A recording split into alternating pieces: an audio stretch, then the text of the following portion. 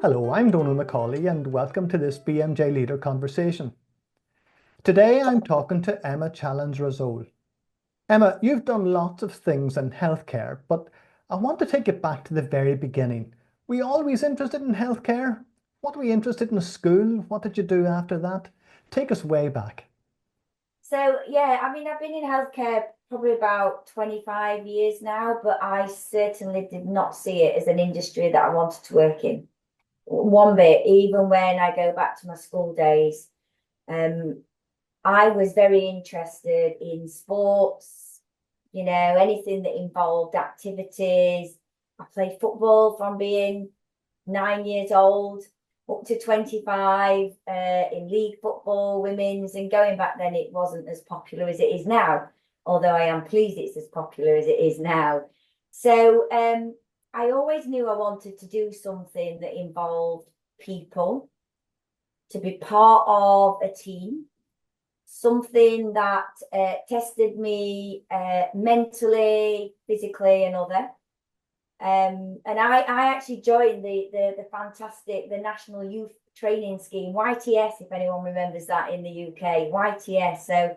I left school straight away at 16. I didn't have a clue what I wanted to do, where I wanted to work, but I thought I need to get out there and get real life. So that's where I started really, and I actually started work in an accounts department, and then I moved to different administrative roles till I finally landed in a purchasing company. And it was an international company who did a lot around manufacturing. And that's where I first got introduced to ISO, lean techniques, time and motion studies. And I soon found myself going from being a PA to actually leading a department within like a year. And I had this way of how I engage people, communicate with people, and wanted to get the best for the customer. So I think the organisation found that I had this way and style and approach that many favoured. So I worked in that manufacturing space really, doing a lot of work over the next 2 years. And I learned a lot about standards, compliance, working with customers, clients. Some of them were big customers, international customers, and found myself leading the conversations. And I was like 18, 19-year old, which is also quite daunting, but I just embraced it. And then I thought I need to go and work in a big city. My family is from Nottinghamshire and Sheffield, South Yorkshire. So you'll probably hear the South Yorkshire twang in my accent. And I thought, well, I want to live in Sheffield, so I'm going to have to get a job there. And I got a job, and that was in the NHS. And it was a PA and a project officer in a Gender for Change Band 4, which was quite low down in the career ladder level. And then I got hooked. I worked in a learning disability division in a community health trust, and I just loved the difference that we made for people. We worked with families, patients, carers, and quickly found that I like this, I enjoy it. I want to work where we look to improve people's experience, whether it's healthcare, support, or other. And then I just went on from there, really, working through different roles in the NHS, looking at clinical audit and effectiveness. So very much around best practice guidelines, evaluation, RCTs, all of that. I got into all of that and loved it. And I ended up managing the programme for the whole of Sheffield. I was fascinated by it. And then from there, really, I went into the improvement transformation space, learned a lot around culture, change, leading change with and through people, not done to people, worked with the Improvement Foundation, and then kind of stepped out and went private to the dark side, some may say. But I wanted to learn and experience different healthcare industries. So I worked as a consultant across UK and Europe and worked with different health providers and sectors. Learned a lot and got into human factors, risk management.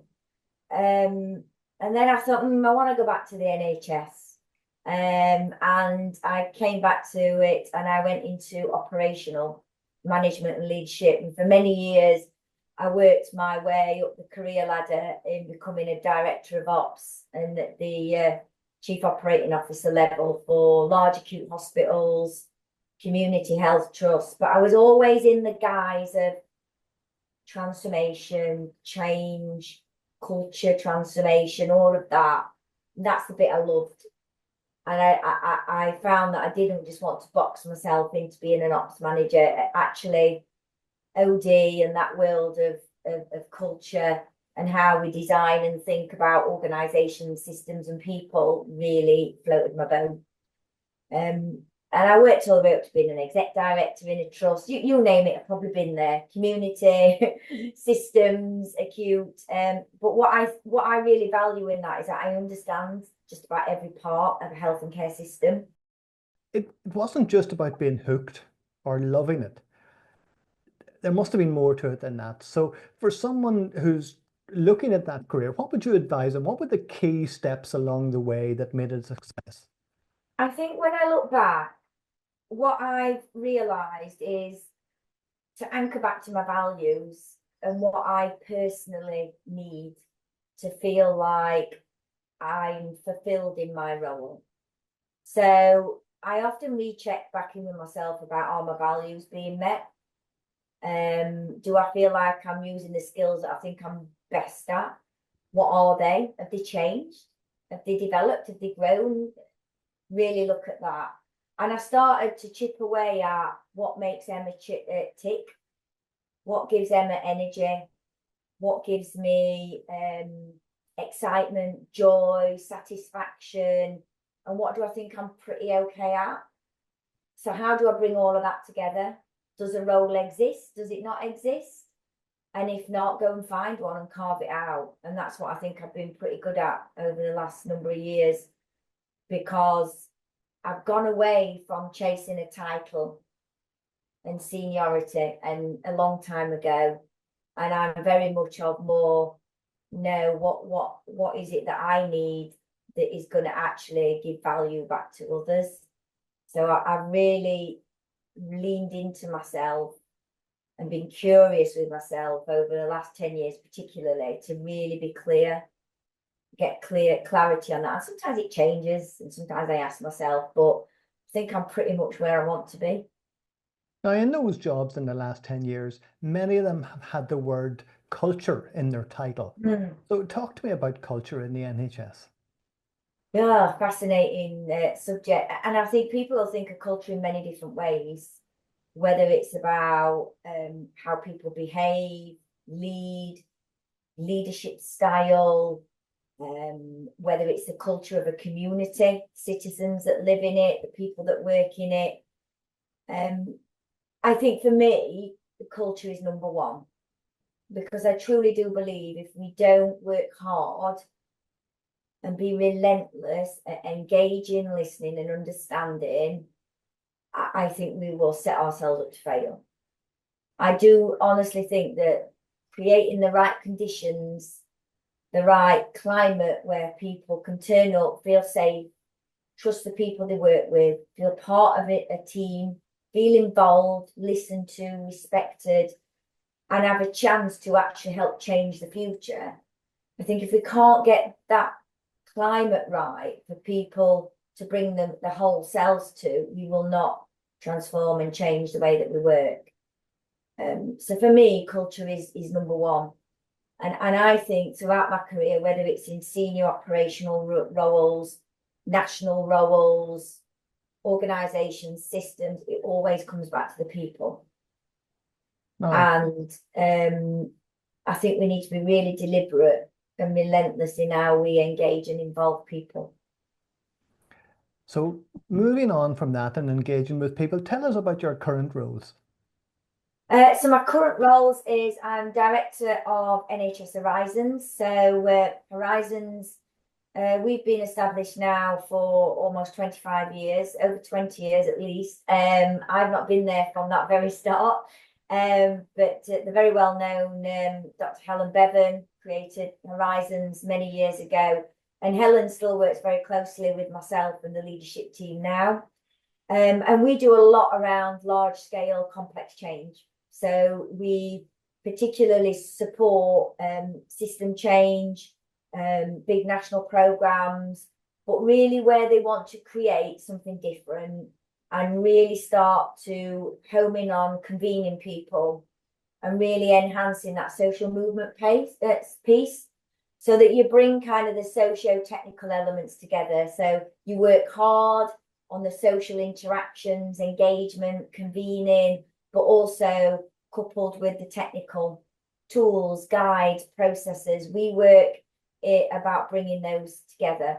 So we do a lot around large scale change across the NHS, across working with Sport England, Department of Health, and then we also support some international programs and projects as well.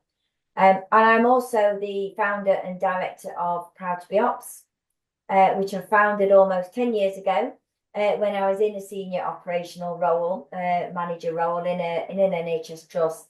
And that is a network for operational managers and leaders across health and care, predominantly from provider organisations in England. And yeah, we're a network now of thousands of operational managers across the country where we come together to help energise each other, to connect people with their peers and to develop the people who are part of the community, whether it's around operational skills, knowledge, leadership styles. We're an independent network and we are really the professional body for operational managers, if you want to look at it in that way. And we therefore do a lot of influencing upwards to departments, government bodies, and we work really closely with them as well. We like to see ourselves as a critical friend. And yes, there may be issues and problems that we raise, but we like to go with solutions at the same time. And let's take a little diversion because Okay. you mentioned there about horizons and you mentioned Sport England, which brings you really right back to your interest in sport in the beginning. So tell Yeah. us about the parallels between the NHS management, I guess, and Sport England. I think when I think about the NHS, I think of team of teams. I think there's so much teamwork in that is required to actually make large scale change. And I recall my days being part of a football team. And that one of the most precious things I learned about that is how to lead in a team, how to be a team, how to learn from your mistakes, learn when things go wrong, celebrate when things go high, but you only win as a team, not an individual. And I see that as one of the greatest opportunities for the NHS. And I think our work around physical activity with Sport England, again, it's very much in that ethos of convening a team of people. And there might be multiple teams, but we're all kind of guided towards that one ambition, those goals. We've got a good shared understanding and expectations of each other. And we've created the conditions where that thrives. So I think there's something really heavily connected there about teams. And I think the last thing will be, it's about giving back to the communities that we serve. So I think everything I do and we do in Horizons and Proud to Be is about giving back to the people that live in the communities, because they're the ones who are going to benefit. And we live in those communities, so we're going to benefit as well. But it's about really paying attention to that and what does that mean for the people that are in those communities.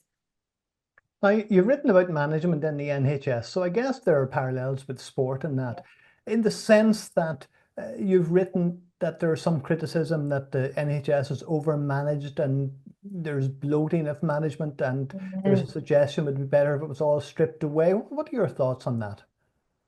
Yeah, I mean, we convene thousands of people across this management landscape on a weekly, monthly basis. And what I would say is I think there are a lot of unkind and ill-informed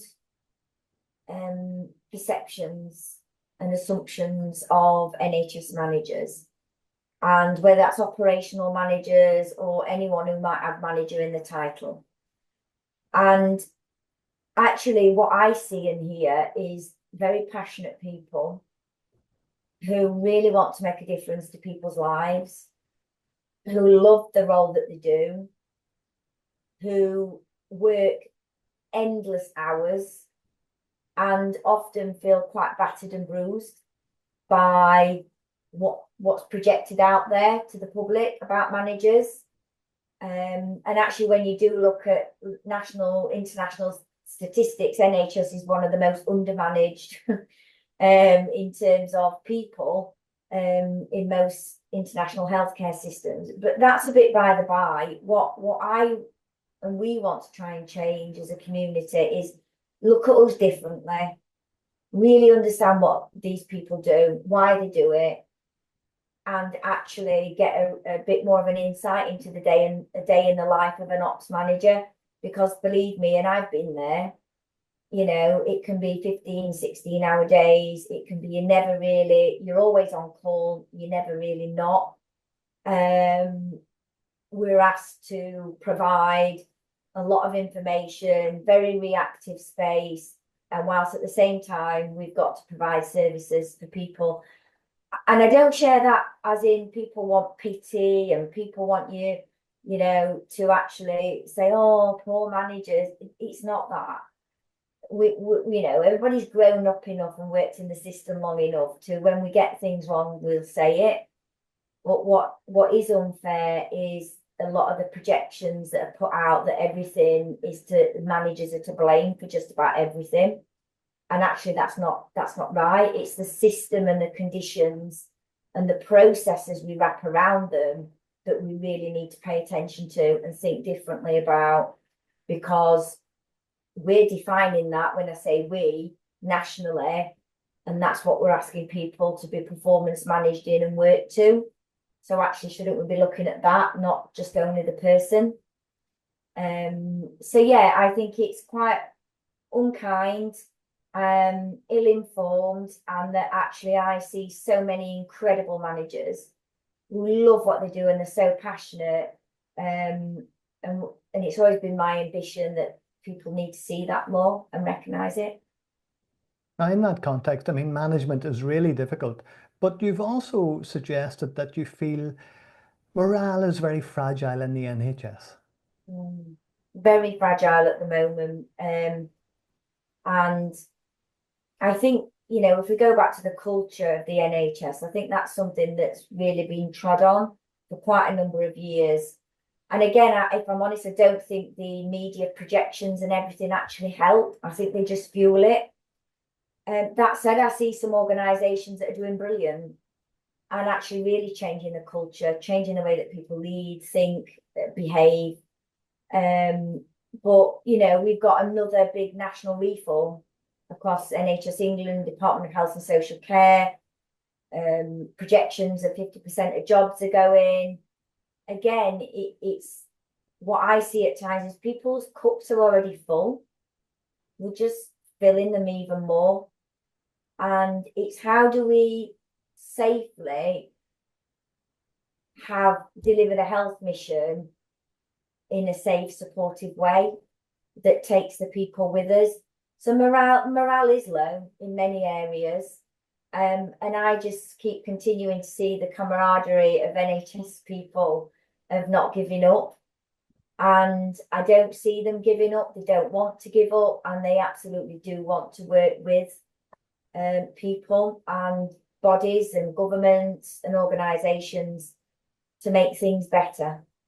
However, I think it's going to be a hard and long process to get to a point that is quite an improvement from where we are today.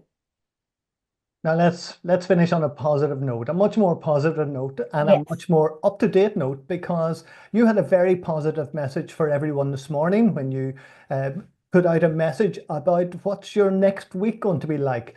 Tell us about that message. Yes, so today marks the first day of the week around mental health awareness week, and the focus this year is on communities. And I really thought quite a bit over this weekend around what that means for me, for others, but also relayed it back to the power of movements and social movements and interaction and engagement. And a lot of that is what you get through the communities that you lead in, work with, engage with. And I'd really like people to really think hard about, where are your communities? Where do you go to for support, involvement, for energy? I go to the communities to get a lot of energy from them, and it really drives me each day. I also go to share when things aren't going so well, and people help me with solutions and ways forward. And I think you get that through the power of communities. So, whether, yes, this week is a focus week around how are you taking care of yourself? Look around you. How are others doing around you? What you're noticing, what you're seeing, and be more deliberate in paying attention to that. And importantly, beyond this week, where are your communities and your spaces and your people that you can go to help you be the best that you can be, and for you to feel safe, supported, and live a much better, happier, healthier life.